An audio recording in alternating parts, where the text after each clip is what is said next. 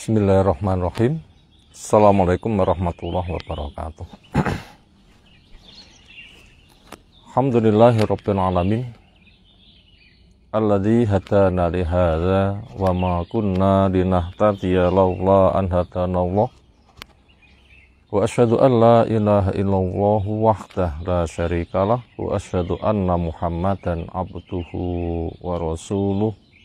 Allahumma shalli ala Muhammad wa ala alihi wa ashabihi wa man tabi'ahum bi ihsanin ila yaumiddin wa ba'du. Fa inna asdaqal hadisi kitabullah wa khairal hadyi hadi Muhammadin sallallahu alaihi wasallam wa syarrul umuri muhdatsatuha fa inna kulla muhdatsatin bid'ah wa kulla bid'atin dhalalah wa kulla dhalalatin finnar. Ayol ikhwah azana subhanahu wa ta'ala, pada kesempatan pagi yang cerah segar ini insyaallah kita akan lanjutkan mengkaji suatu hadis yang ada di kitab Al-Jami', bab-bab akhir ada di Bulughul Maram oleh Al-Hafidz Ibnu Hajar Al-Asqalani, semoga Allah merahmatinya, masuk kepada bab waspada terhadap akhlak yang tercela, bab rahab min masawiil akhlak. Insyaallah akan saya sampaikan dua nomor hadis, yaitu penomoran di sini nomor 42 dan 43. Yang nomor 43 melengkapi jalur periwayatan. Isinya berada di hadis yang ke-42, yaitu An Abi Hurairah Abdurrahman ibni Sahar ad-Dausi radhiyallahu anhu qala Rasulullah sallallahu alaihi wasallam, iyyakum wal hasada fa innal hasada ta'kulu hasanat kama ta'kulun nar al-hatab.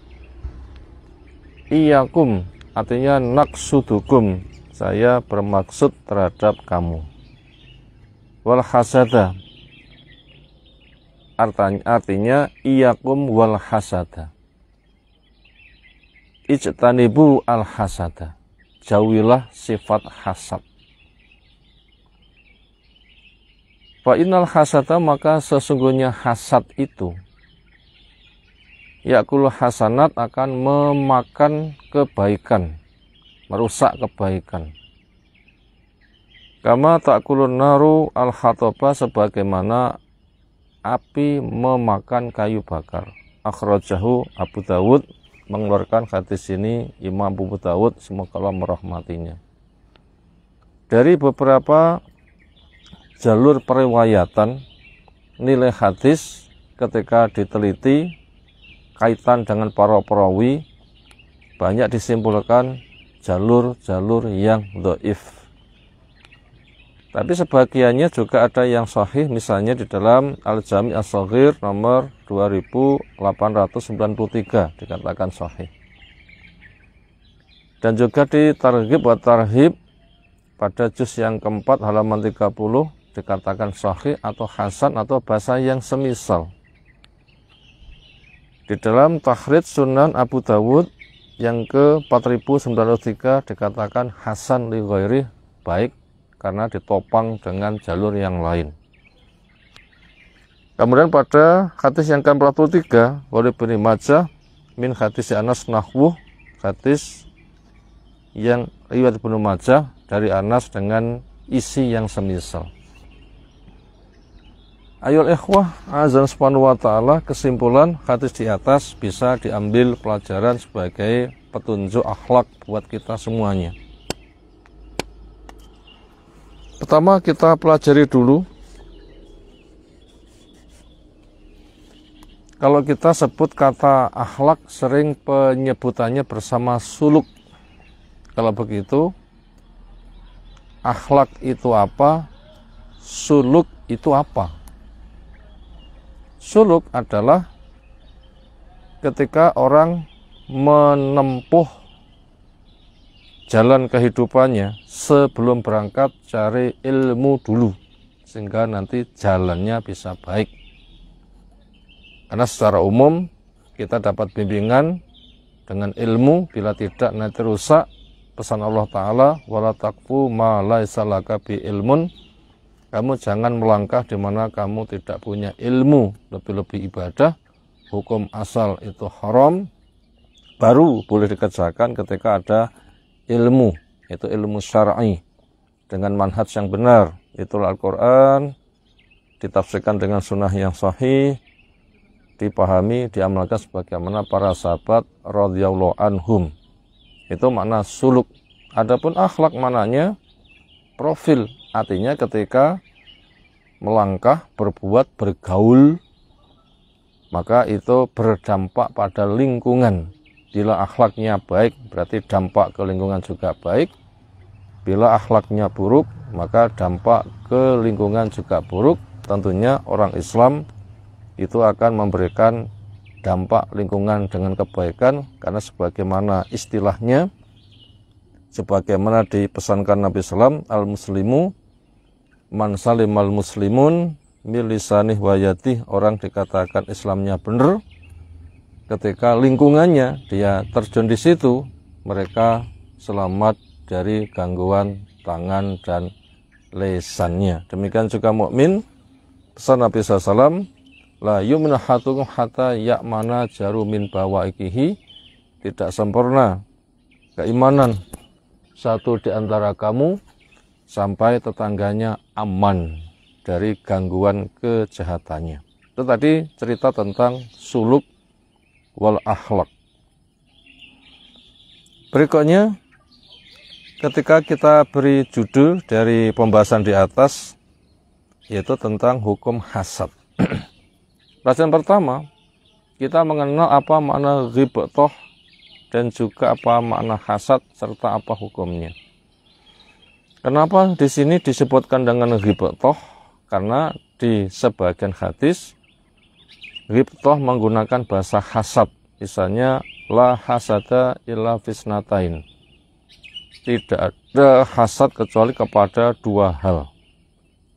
Padahal makna dari hasad itu adalah ghibthah, tapi menggunakan bahasa hasad. Kalau begitu kita butuh mengenal ghibthah itu apa, hasad itu apa. Hasad artinya ketika seseorang melihat orang lain punya kelebihan dia tidak suka. Itu hasad.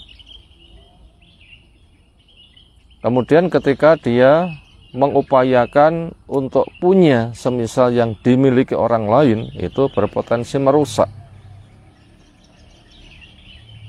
Tapi kalau ghibthah adalah ketika seseorang melihat orang lain punya kelebihan, itu poingin. Tetapi ketika hendak menggapai keinginannya, dia tidak merusak kepada orang lain yang sudah punya kebaikan. Tentang masalah hukumnya, hasad itu akan bertingkat-tingkat. Adapun kalau ghibthah itu adalah jelas diperbolehkan. Berikutnya masuk pada pelajaran nomor 2, kita akan mengenal tingkatan bahaya hasad. Maka setidaknya ada 5. 1. Ketika seseorang melihat orang lain punya kelebihan, lalu pengen semisal dia,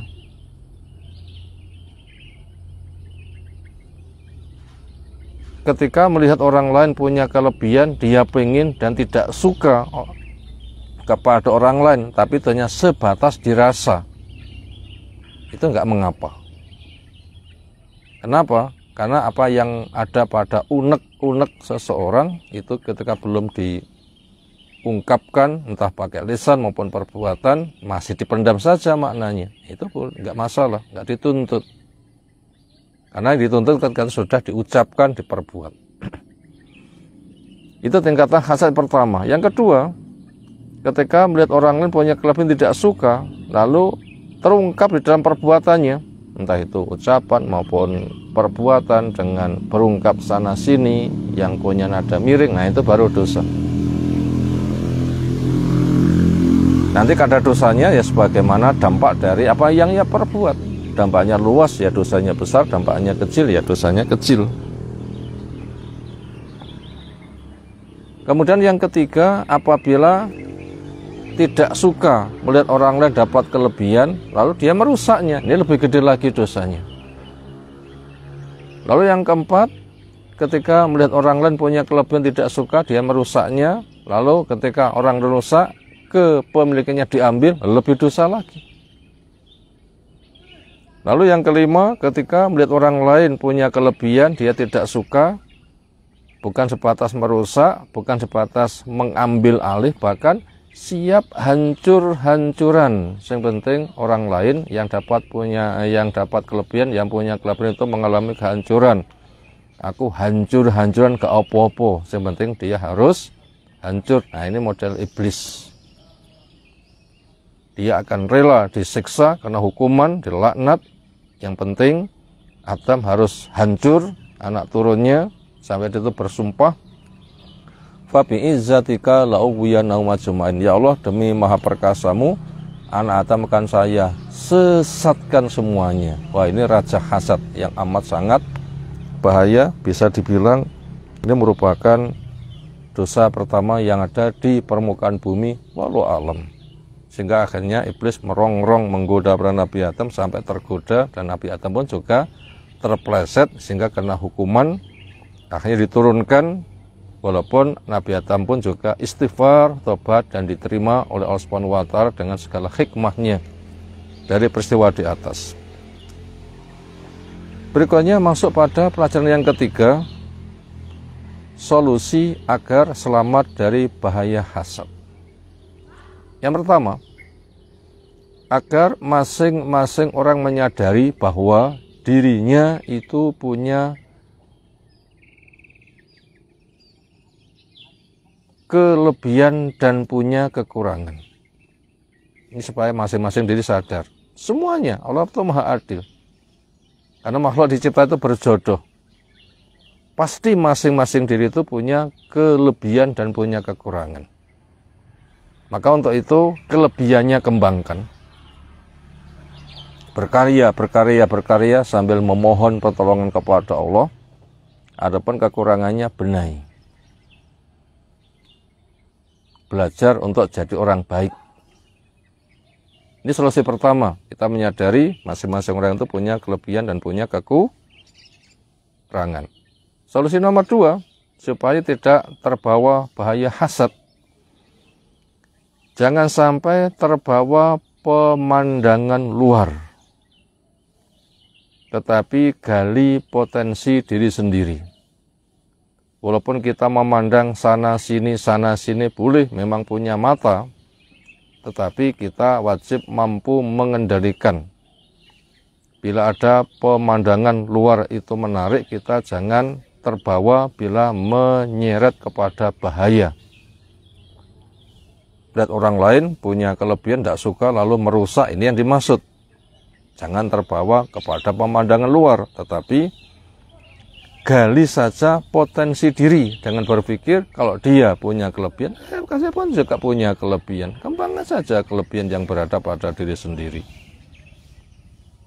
Sibuk seperti itu. Ini solusi nomor dua. Nomor tiga, jangan mengganggu kepada orang lain karena semua orang itu tidak suka diganggu. Kalau orang itu hasad, melihat orang lain punya kelebihan, tidak suka, itu pengen merusak, maka berpikirlah, saya kan juga punya kelebihan. Bila orang lain melihat saya punya kelebihan tidak suka, saya kan tidak suka dirusak. Makanya kalau kamu tidak mau dirusak, ya jangan merusak. Ini kan merupakan sikap yang adil. Ini solusi yang ketiga.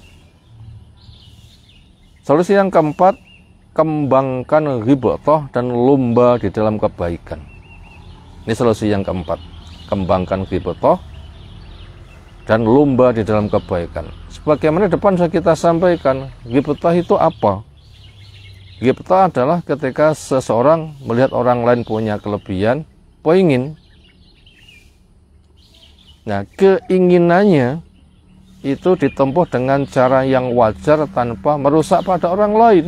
Dengan pemikiran, dia punya kelebihan, saya juga punya, dia berkembang, saya pun juga bisa berkembang, dia bekerja keras, ternyata bisa, kenapa saya tidak bekerja keras? Ya silahkan kayak begitu, itu ghibtah. Dia punya, saya juga punya, dia bisa, saya juga bisa, dia bekerja keras, akhirnya diberi, saya kan juga bisa bekerja keras. Sehingga dengan begitu nanti akan berlomba. Lingkungannya bekerja keras untuk menggapai apa yang jadi tujuannya, maka setiap dia pun juga siap bekerja keras.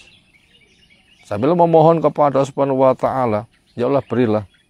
Nah, senada dengan itu, lomba memang diperintahkan fastabiqu al khairat, lomba pada kebaikan. Lebih-lebih nanti puncaknya surga adalah fabidzalika fal yatanafasil mutanafisun, maka untuk meraih sukses terbesar, maka setiap orang itu supaya berlomba-lomba. Demikian satu hadis bersama rangkumannya yang tersampaikan kesempatan pagi ini. Semoga Allah Ta'ala memberikan ilmu bermanfaat untuk kita semuanya. Subhanakallahumma bihamdika asyhadu an la ilaha illa anta astaghfiruka wa atubu ilaik. Assalamualaikum warahmatullahi wabarakatuh.